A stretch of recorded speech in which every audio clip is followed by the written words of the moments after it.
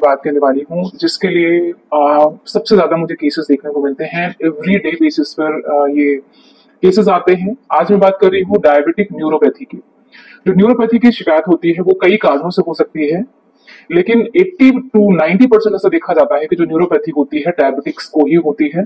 उसके क्या कारण होते हैं, कितनी तरह की न्यूरोपैथी होती है, कौन से स्टेज पे किस तरह का मैनेजमेंट किया जाता है, होम्योपैथी का क्या रोल रहता है, ये सारा कुछ आज हम जानने वाले हैं इस एक वीडियो में। सबसे पहले हम बात करते हैं डायबिटिक न्यूरोपैथी क्या होता है।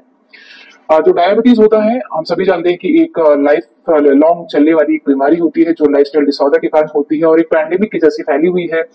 दुनिया के सभी देशों में डायबिटीज बहुत तेजी से फैल रही है। खान पान में जो बदलाव है, जो आपका स्ट्रेस है, ये सारी चीजें जो कंट्रीब्यूट कर रही है, इससे अर्ली स्टेज में डायबिटीज हो जाती है और जिनकी फैमिली में डायबिटीज है उनके अंदर तो चांसेस और ज्यादा बढ़ जाते हैं। जो डायबिटीज होती है इसके कारण आपकी जो नसें होती हैं उसके काम करने में, उसके फंक्शन में प्रॉब्लम्स आती हैं और इसको ही न्यूरोपैथी बोला जाता है।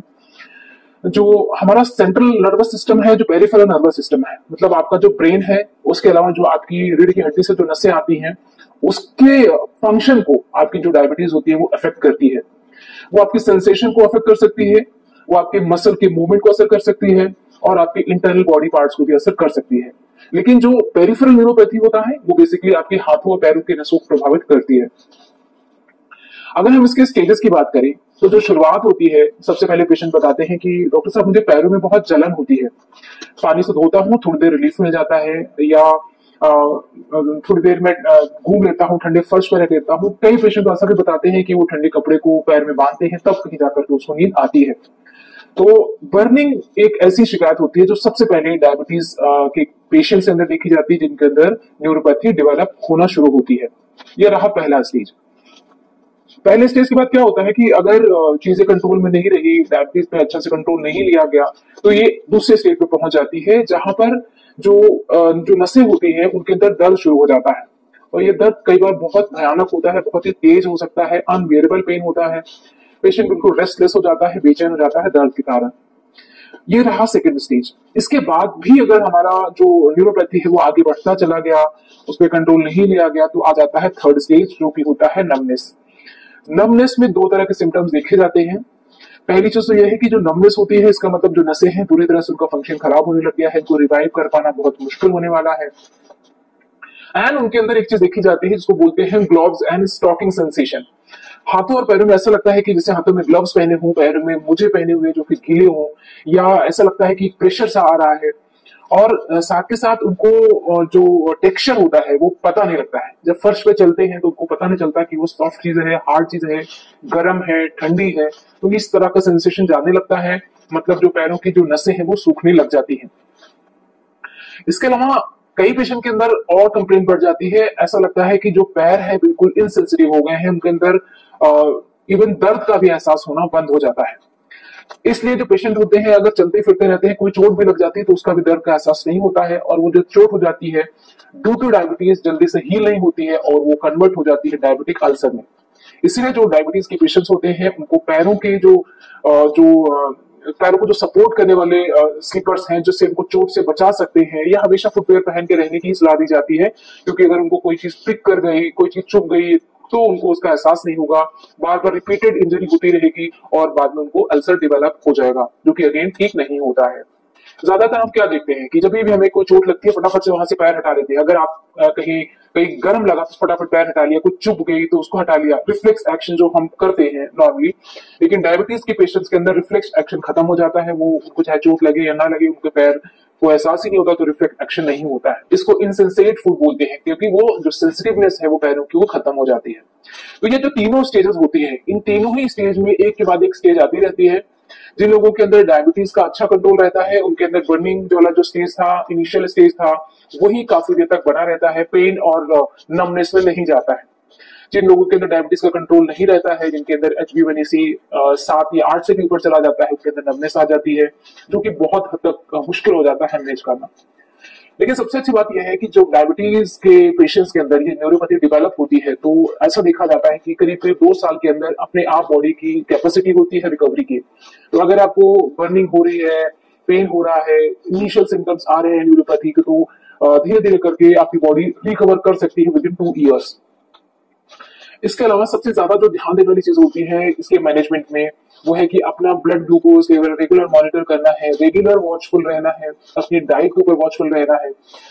जो डायबिटीज के पेशेंट हैं जिनको कॉन्सिक्वेंसेस पता है वो तो फिर भी अपनी डाइट कंट्रोल कर लेते हैं, बट कुछ लोग नहीं मान पाते हैं, अपने डाइट पर कंट्रोल नहीं कर पाते हैं, जो स्वीट इंटेक है उस पर कंट्रोल नहीं कर पाते, कभी कभार कुछ ना कुछ ले लेते हैं, जिसके कारण अगेन जो स्पाइक हो जाता है ग्लूकोज लेवल पे वो देखा जाता है।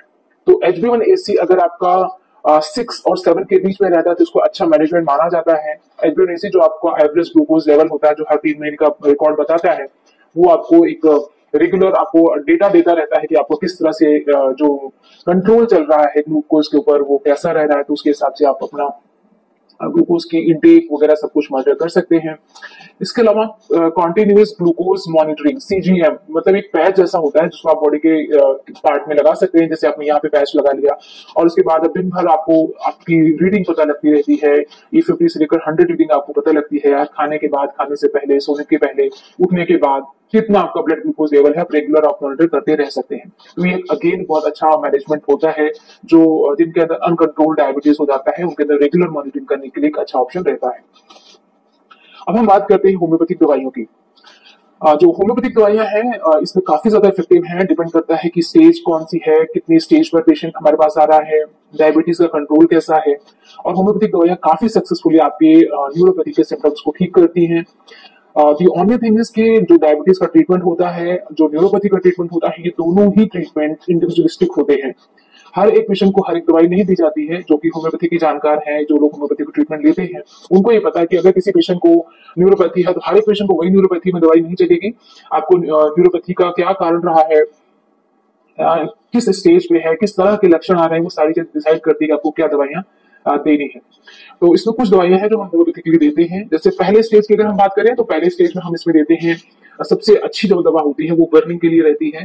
3 दवाइयां हैं जो होम्योपैथी में हम बर्निंग के लिए देते हैं, आर्सेनिक, सल्फर एंड फास्फोरस।